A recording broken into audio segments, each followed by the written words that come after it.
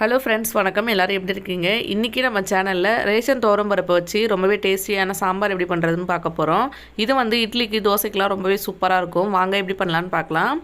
First இந்த சாம்பார் பண்ணுறதுக்கு 1 cup அளவு நான் துவரம்பருப்பு எடுத்திருக்கேன். இது வந்து ரேஷன் துவரம்பருப்பு தான். ரேஷன் துவரம்பருப்புலையுமே நம்ம கடைகளில் வாங்குற பருப்பு மாதிரியே ரொம்பவே டேஸ்ட்டான சாம்பார் பண்ண முடியும். இப்போது நான் 1 கப் அளவு பருப்பு எடுத்துருந்தேன். இதை வந்து நல்லா வாஷ் பண்ணி எடுத்துக்கிட்டேன். இது கூடவே வந்து பெரிய வெங்காயம் கட் பண்ணி வச்சுருக்கேன். ஒரு வெங்காயம் கட் பண்ணி வச்சுருக்காங்க, அது இதில் சேர்த்துக்கிறேன். நம்ம சின்ன வெங்காயம் தாளிக்கும் போது சேர்த்துக்கலாம், அதனால் பெரிய வெங்காயம் சேர்த்துக்கோங்க வேக வைக்கும் போது. அதுக்கப்புறமா தக்காளி கட் பண்ணி வச்சுருக்கேன். நல்லா பெரிய தக்காளியாக 2 தக்காளி கட் பண்ணி வச்சுருக்கேன். கூடவே கொஞ்சமாக மல்லி இலை சேர்த்துக்கிறேன். அப்புறம் பூண்டு உரிச்சு வச்சுருக்கேன், அதையும் சேர்த்துக்கிறேன். ஒரு 10 பல் போல் பூண்டு இருக்கும், அதையும் சேர்த்துக்கலாம். தக்காளி கொஞ்சம் எக்ஸ்ட்ராவே சேர்த்துக்கோங்க, அப்போ தான் அந்த லைட்டாக வந்து இனிப்பு டேஸ்ட்டோட ரொம்பவே நல்லாயிருக்கும். அடுத்ததாக ஒரு 2 பச்சை மிளகாய் கட் பண்ணி வச்சுருக்கேன், அதையும் சேர்த்துக்கிறேன். இது கூடவே கொஞ்சமாக மஞ்சள்தூள் சேர்த்துட்டு தேவையான அளவு தண்ணி சேர்த்து இது வந்து நல்லா வேக வச்சு எடுத்துக்கலாம். ஒரு 3 விசில் போல் வச்சு எடுத்துட்டிங்க அப்படின்னா நல்லா வந்து பருப்பு மேஷ் ஆகிற அளவுக்கு சூப்பராக வெந்து வந்துடும் நம்மளுக்கு. இப்போ நான் எடுத்துருக்க பருப்புக்கு 2 கப் அளவு தண்ணி சேர்த்துக்கிறேன். இது வந்து போதுமானதாக இருக்கும். அடுத்ததாக மூடி போட்டுட்டு இது வந்து நல்லா வேக வச்சு எடுத்துக்கலாம். நான் வந்து 3 விசில் வேக வச்சு எடுத்துகிட்டு அதுக்கப்புறமா உங்களுக்கு காமிக்கிறேன்.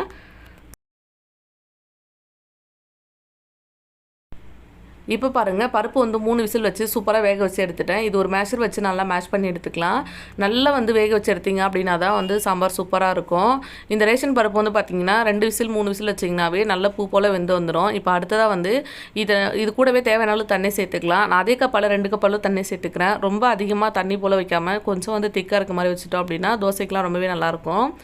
இப்போ நான் தண்ணி 2 கப் அளவு சேர்த்ததுக்கப்புறமா இது கிண்டி விட்டுட்டு இது கூட தேவையான அளவு நான் உப்பு சேர்த்துக்க போகிறேன். ஃபஸ்ட்டு வந்து குழம்பு நல்லா கொதிக்க வச்சிடலாம். லாஸ்ட்டாக வந்து தாளித்து சேர்த்துட்டோம் அப்படின்னா ரொம்பவே டேஸ்ட் சூப்பராக இருக்கும். இப்போ நான் கொதிக்க விட்டுற போகிறேன். அதுக்கு முன்னாடி இது கூட தேவையான அளவுக்கு உப்பு சேர்த்துக்கோங்க. இது வேக வச்சு எடுக்கும் போதே பார்த்திங்கன்னா நம்ம பூண்டு மல்லி இலையெல்லாம் சேர்த்து வேக வச்சுருக்கிறதால ரொம்ப சூப்பராக நல்ல ஒரு வாசனை வரும். அடுத்ததாக கிண்டி விட்டுட்டு இது வந்து நான் கொதிக்க விட்டுற போகிறேன். இப்போ குழம்பு வந்து அடுப்பு ஆன் பண்ணி விட்டுட்டேன். இது வந்து கொதிச்சுட்டு இருக்கட்டும். இப்போ தாளிக்கிறது எப்படின்றத பார்த்துடலாம். இப்போ தாளிக்கிறதுக்கு ஒரு கடாய் அடுப்பில் வச்சுட்டு 2 டேபிள் ஸ்பூன் அளவுக்கு எண்ணெய் சேர்த்துருக்கேன். எண்ணெய் நல்லா சூடாகட்டும். நீங்கள் இது நல்லெண்ணெய் கூட சேர்த்து தாளிக்கலாம். நான் வந்து குக்கிங் ஆயில் தான் சேர்த்துருக்கேன். எண்ணெய் நல்லா சூடானதுக்கப்புறமா கடுகு உளுத்தம் பருப்பு சேர்த்துருக்கேன். இது வந்து நல்லா பொரிஞ்சு வரட்டும்.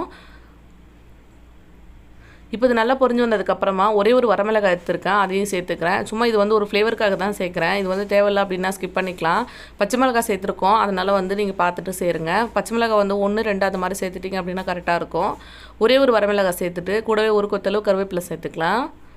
ஒரே ஒரு மிளகாய் சேர்த்துருக்கிறதால அந்தளவுக்கு காரம் இருக்காது, ஸோ அதனால் சேர்த்துக்கோங்க. அடுத்ததாக சின்ன வெங்காயம் ஒரு 5 போல் நல்லா கட் பண்ணிவிட்டு எடுத்து வச்சுருக்கேன், அதையும் சேர்த்துக்கிறேன். சேர்த்துட்டு இது நல்லா வதக்கிக்கலாம்.